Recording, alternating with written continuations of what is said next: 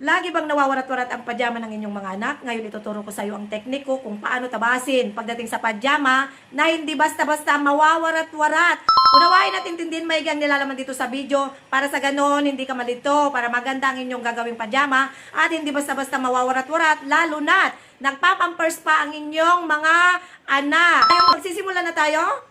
Ang sukat na ito ay pwedeng 3 to 4 years old ang magsusuot. Ngayon ito ay 2 piraso, left and right. Sumukat tayo. Haba at lapad, yan na yung nasa harap, no? Ngayon ito pinangganito. Dito banda, parte ng side. At dito naman banda, kung saan yung close, parte ng crotch. Ngayon sumukat tayo. Crotch length, 11 inches, kasama na fold allowance. At dito naman banda, kailangan 2 inches. 2 inches ang lapad, no? Tapos, i-curve ng ganito. Kailangan gumamit tayo ng ruler, then i-curve ng ganito. Ngayon, dito sa side, gumamit tayo ng hip curve para maganda, para may shape. Guntingin. At iladlad natin ng ganito. Dito banda, parte ng back and front. Dito sa front, magbawas tayo 1 inch. Tapos, i-curve natin ng ganito. Kailangan ang hip curve, no? Tapos, gumuhit. Then, guntingin. Ngayon, bago tayo magtahi ng ganito, kailangan pagharapin right side to right side bago tahian ng pantay sa foot, no? Ngayon, magsisimula na tayo. Pasadaan natin pantay sa foot.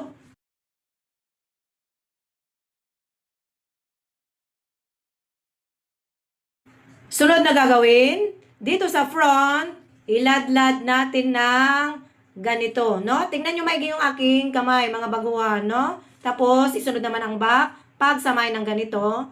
Then, side close. Ngayon, pasadaan natin, pantay sa foot. Sa kabila naman tayo, pasadaan natin, pantay sa foot. Pagkatapos nito, kailangan i-edging para malinis, no? Kapag wala kayong edging, ang tirada ninyo dito, Balenciana. Ngayon, baliktarin at sumukat tayo para sa garter. 3/4 ang lapad ng garter ko. Ang pagsukat ng garter, ganito lang. Simula dyan sa gilid, hanggang dito sa gilid, marking.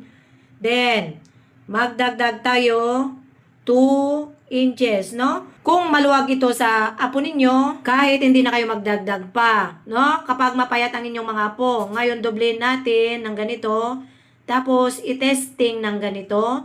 Kung